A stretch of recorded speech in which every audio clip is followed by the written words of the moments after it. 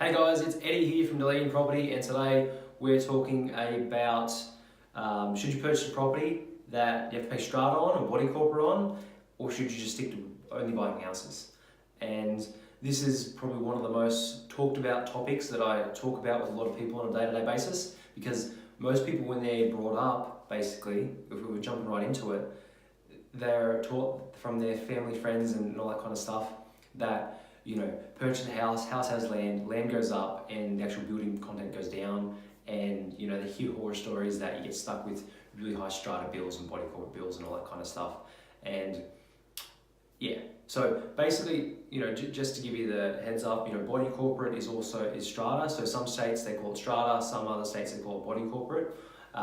So one common thing that most people don't actually know is that majority of the time, if you're purchasing a property and it has like strata, it's actually got your building insurance actually included in the actual strata. So take for example, a lot of properties that I bought for myself recently in Queensland, they say if we go buy a house, you have to actually get building insurance on that house. So that covers the actual structural outside of the house building insurance. And let's just say a fire or a flood or whatever it is, that your building insurance would usually cover the outside of it, the structural side, that if what it costs for the whole property to be rebuilt if something major happened, right?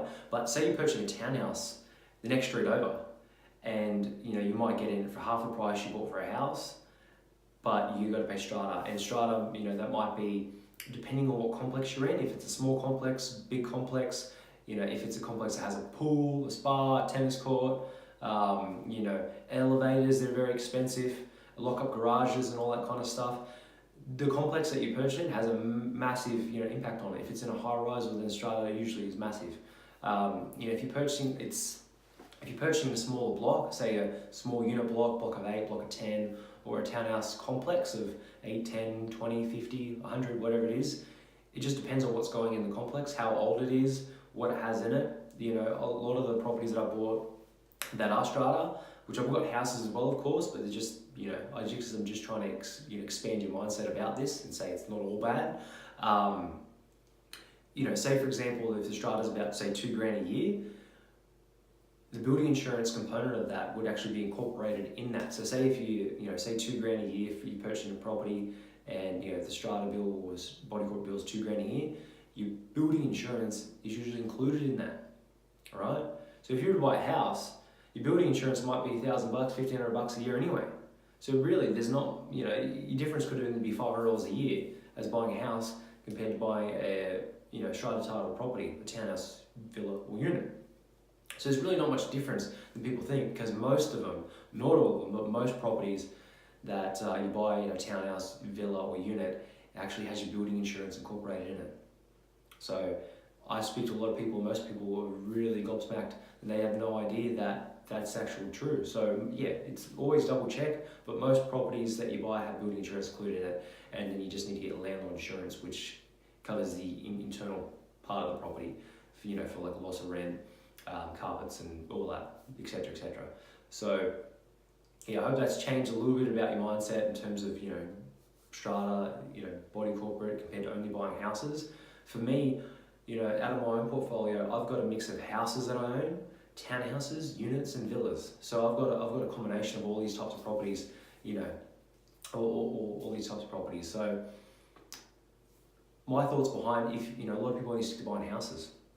Houses generally have much lower cash flow. So what I found is, if you stick to only buying houses, you're going to get stuck to only buying say 3 or 4 properties, depending on what your income and serviceability is and your debt ratio and all that. So if you spread out and you buy a combination of houses, townhouses, units, villas, I've found that more beneficial, because then you're spreading your risk among different areas and different types of asset classes and properties in general.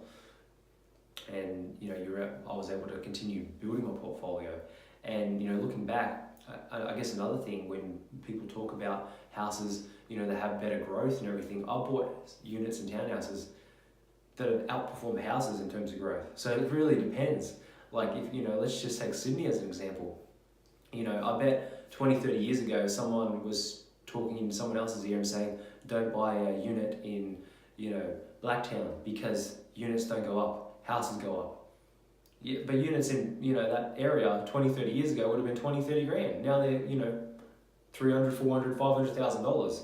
You know what I mean? So units and townhouses, they always go up as well. So you can't have, it's always a ripple effect. If houses are going up in an area, then you can't have units and townhouses not going up. It's always going to be a ripple effect. Otherwise, all the people would just jump on and buy the townhouse and units that stay the same. You know what I mean? Otherwise, you'd have townhouse and units that are 30, 40 grand, because that's the price they were 20, 30, 40 years ago.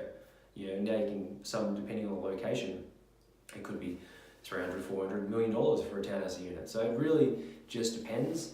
I really strongly suggest, and when I speak to people on a day-to-day basis, to open your mind, listen to someone who's actually, if you're looking to build a portfolio and purchase a lot of investment properties to reach your goals, you've got to really talk to someone who's actually done it before.